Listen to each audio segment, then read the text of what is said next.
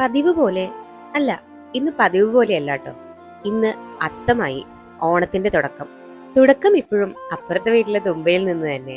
ഓണത്തിന്റെ വരവറിയിച്ച മുക്കുറ്റിയും വളരെ കുറച്ച് പൂക്കളും, പ്രത്യേകിച്ച് വെള്ള മഞ്ഞ പോലെയുള്ള പൂക്കളും വെച്ച് ഞങ്ങളുടെ അത്തം ഞങ്ങൾ ഇവിടെ തുടങ്ങുകയാണ്.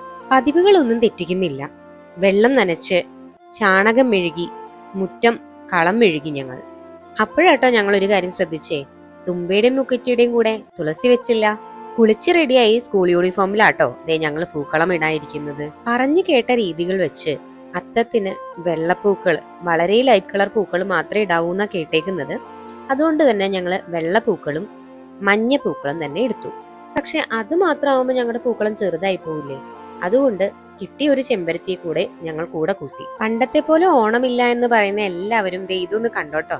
ഞങ്ങൾ ഇപ്പോഴും പാടത്തും പറമ്പിലൊക്കെ പോയി ഈ കോളാമ്പിപ്പൂവൊക്കെ പറിച്ച് ഞങ്ങളുടെ വീടിന്റെ മുറ്റത്ത് ഇതുപോലെ നല്ല കിടില പൂക്കളം ഇടാറുണ്ട്. അങ്ങനെ സ്കൂളിൽ പോകുന്നതിന് മുമ്പ് ഞങ്ങളുടെ പൂക്കളം ഇവിടെ റെഡി.